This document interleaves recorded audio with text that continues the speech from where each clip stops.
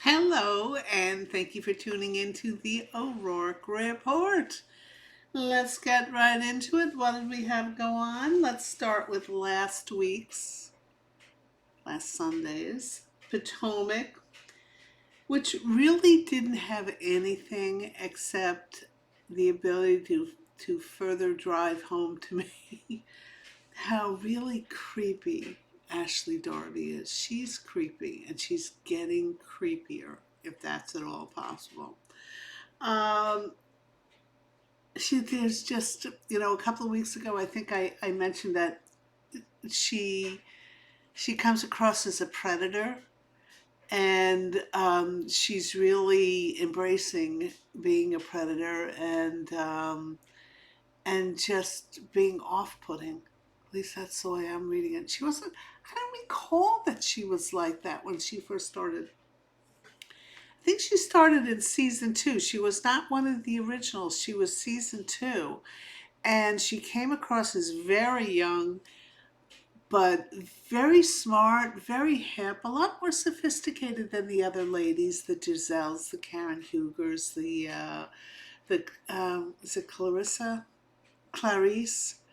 Um, Young, with it, smart, savvy, and I don't get that vibe off her at all now. All I get off her now is I want sex, I want it now, and I want it as many different ways as I can possibly have it. Great, Ashley. So happy for you. But you do have two young kids who, one of them I know is school age.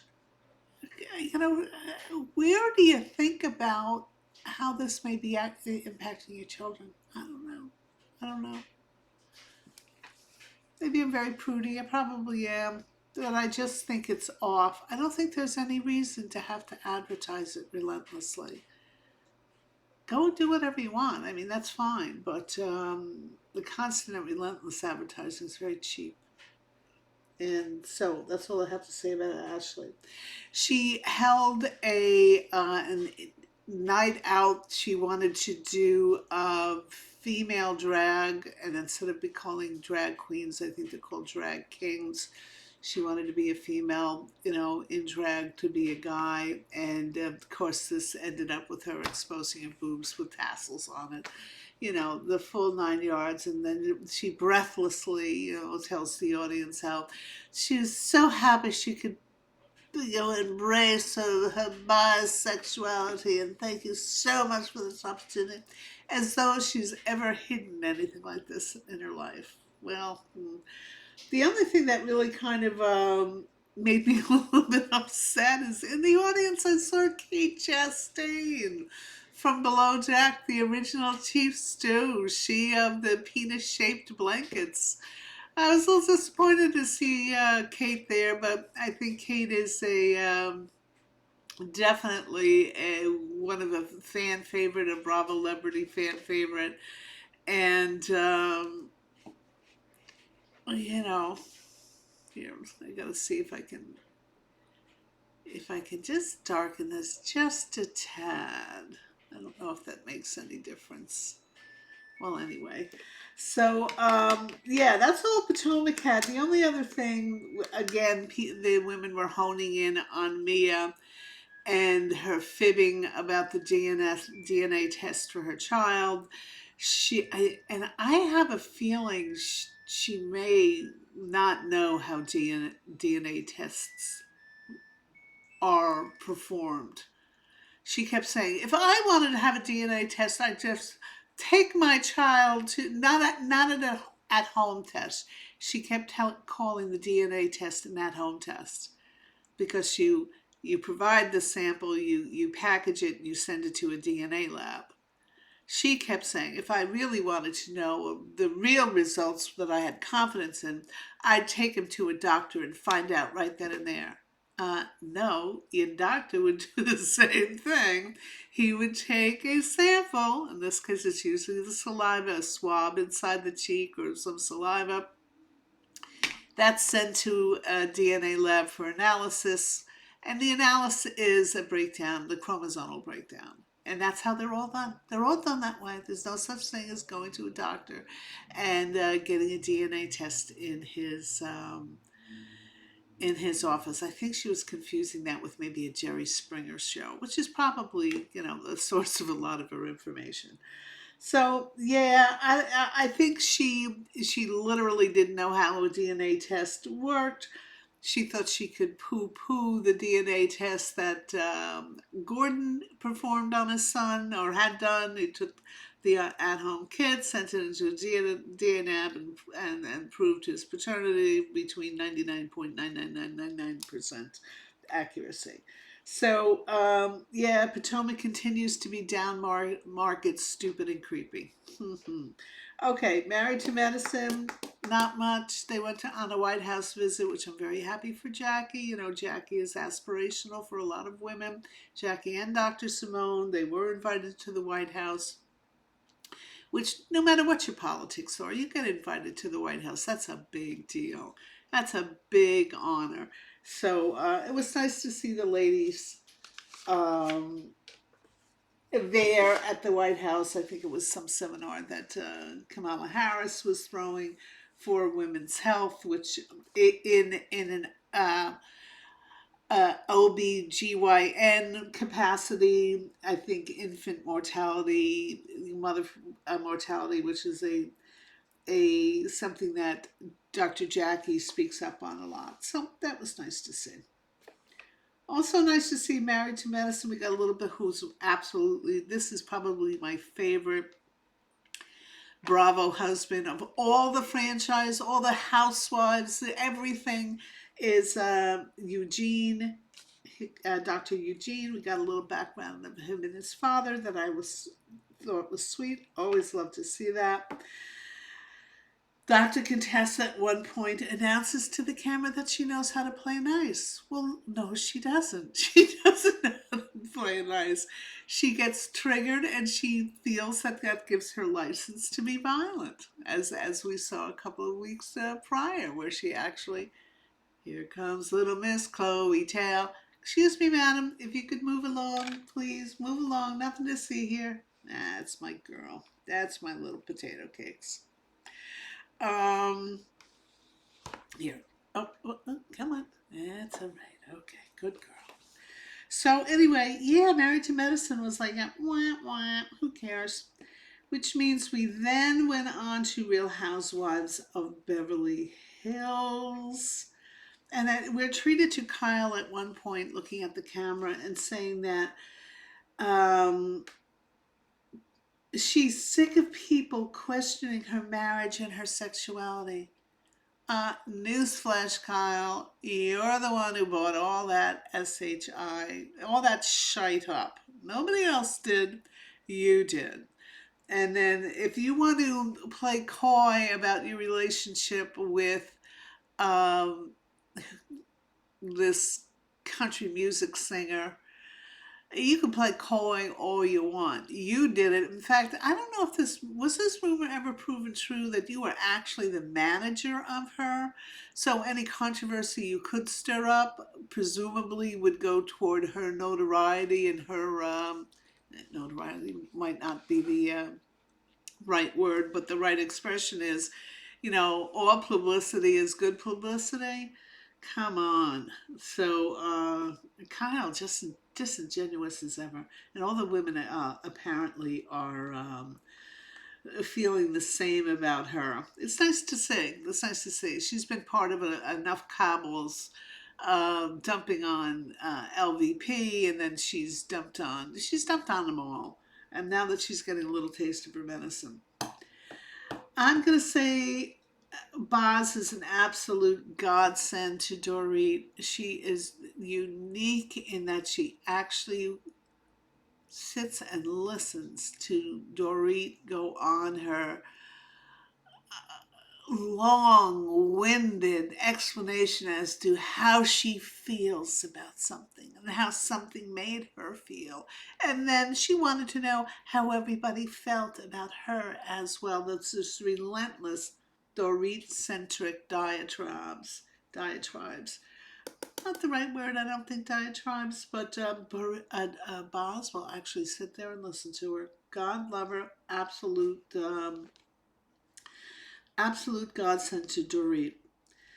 And yes, I put a little note here. Erica Jayne, as far as the way she dresses, is the Gizelle of Beverly Hills. She's the worst dressed. Not that they, well, Dorit, I'll tell you, Dorit knows how to throw an outfit together. It may look very sad, as she will tell you in no uncertain terms, how long it takes her to curate this look. Erica Jayne is just the opposite. She has got the worst taste. She is right up there with Gizelle. She and you know, and then I think the argument could be made. She's actually and I don't want to use the word pretty. I think she's beautiful, except for the hooker platinum hair. I don't know what she could do to get away from that hair color. But that hair color to me is the same hair color as you saw on generations of Playboy um, talent. You know, that platinum blonde hair. It's a specific look. She's got it. She wears it. And since she can be beautiful, you know, you got to take major points off for the hair color. So if she could somehow solve that, find out what her hair color should be. So remember Dorit, she successfully transitioned from a blonde, and you see old shots of her now when she was a blonde. You go, ugh, you know, because her hair color now is perfect for her coloring, everything to be taken seriously. And it enhances her. Dorit knows how to enhance herself. Erica Jayne does not. And who's ever advising her should be fired. Toot sweet. I also have written down here, I really dislike Sutton. Nothing has changed. I dislike her even more and more as every episode goes by. And boy, oh boy, she is really throwing her weight around. At one point, Dorit is telling really a tender story. Her son, I think 7, 8 years old, is questioning mommy. You know, are you divorced? Are we divorced now? And it's a heart tugging story. And Sutton decides she's just going to shut it down. So she just barges right in the middle of the conversation, says, "Come on, ladies, let's get organized." They were going up to Garcelle's beach house, and people let her shut Dorit down. So anyway, that's what's going on in Beverly Hills. Now the RHONY reunion. Let me tell you, they were all extremely well dressed, all very sophisticated. Nobody was really out of place except Erin's outfit. Maybe it's my TV, but that color of mustard yellow, mustard gold, was reflecting badly on her skin. Reflecting up and putting a. She was the worst dressed. That dress by far was the worst dressed. The best dressed, I'm going to say, I actually thought was Raquel. I thought that gown Raquel had and was different than what anybody else had, and it was sophisticated. And she really, as good as everybody was except for Erin, she really knocked it out of the park. She's got a lot of hair she's got to deal with, though. There's too much hair there. I say the same thing about Boz. There's way too much hair, and it detracts from their looks. It detracts from their looks, their clothing, everything. But that's a minor, tiny little complaint. I thought that Raquel looked fabulous. And a size outfit I want to put in was second place to Raquel. Sai looked very sophisticated. The outfit was great. I don't know who the designers were on any of these outfits, but boy, oh boy, They looked great. Now, what was the whole show about? The whole show about was dumping on Bryn and her stirring the pot for the whole season with half truths. And these are articulate ladies. They all nailed her. They all nailed her, and rightfully so. Nailed her to the point that Bryn had no choice but to turn on the waterworks because she literally was in a corner. So that's basically all to see. The only reason to see it is look to see what people were wearing. And it predictably went chasing after Bryn and her lies. And are we going to have 3 episodes of this? I don't know. I don't see. I don't see how you can sustain 3 episodes of the reunion with that. Which goes on. Let's go to Salt Lake City, episode number 2 of the reunion. And unlike New York, which I don't even think can sustain 2, no less 3, Salt Lake went into the second episode, guns a-blazing. God, I still can't figure out Todd in his place in this. Bronwyn I pretty much have down pat. She is dramatic, she exaggerates, she's not afraid to out and out. I don't want to use the word lie, that's a little harsh, but she thinks fibbing is okay, that her ends, she can use whatever means she wants to get to her ends, and if that includes fibbing and telling half truths and just or out and out lies, she's going to do it. This Todd I don't get. Like I said, Todd has got a storied career at the very highest levels, Palm Pilot, HP, whatever else he did, I don't know, but I got the impression in the second episode of the reunion, that he's innocent like a babe in the woods almost. He knows he's got to go in there in the white shining armor and defend his wife, and he'll go to any lengths to do that, but he will back up her lies, and he's got to know that he was there. He's got to know they were lies to begin with, like the saying she still had the necklace. You never paid for the necklace. Oh, that's right, I had it broken down into smaller pieces. You never paid for those pieces. That's right, I never bought anything. Todd, you really can't back that up, can you? But he does.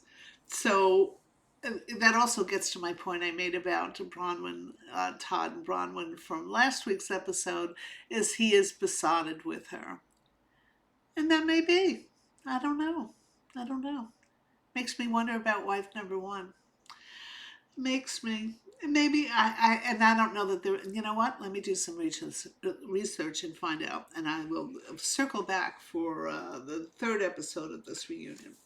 We had Meredith storming off the stage, not calling for security, disappointingly, but I do not have to tolerate this. I am leaving. Tell production to run the tapes. Do this, do that. Well, Madam Meredith Marks gets her way, and whatever it was that she wanted to have proven, it was some lie that Monica Garcia had done for the season before.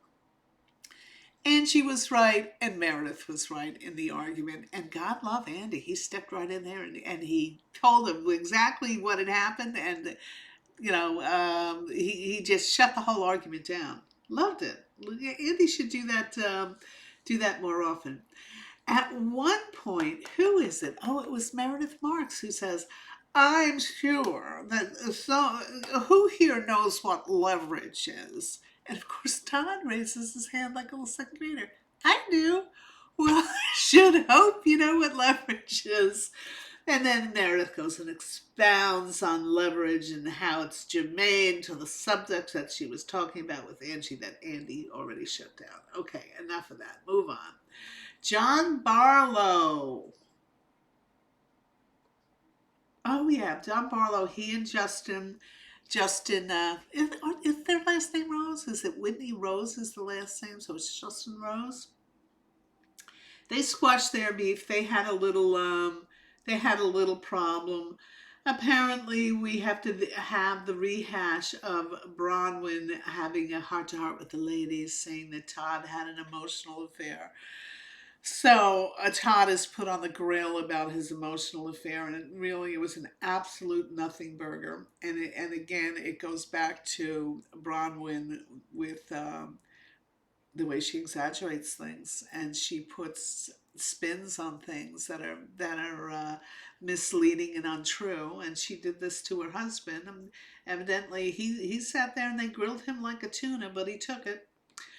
Meredith and oh yeah, Meredith and Lisa together. Boy, you can't beat these two. They're both very well spoken, and if somebody, they were going against Bronwyn against something, and I forget exactly what the subject was. Another something that Bronwyn had exaggerated, but you put Meredith and Lisa together, you're going to take Bronwyn down, and they did very handily. This is something I didn't understand, and it didn't come quite dovetail with what we then saw on Watch What Happens Live later that evening. Mary Cosby at one point calls Bronwyn a fan favorite. She actually said, "Oh, everybody loves Bronwyn. She's a fan favorite." I'm like, "What show are you watching, Mary Cosby?" And then on Watch What Happens Live later that evening, Mary Cosby was on with Chloe Fineman from Saturday Night Live, and Chloe Fineman was very, very vocal in saying how much she disliked Bronwyn for all the reasons I've been mentioning, is that she's a bullshitter and she doesn't tell the truth, and she's at it.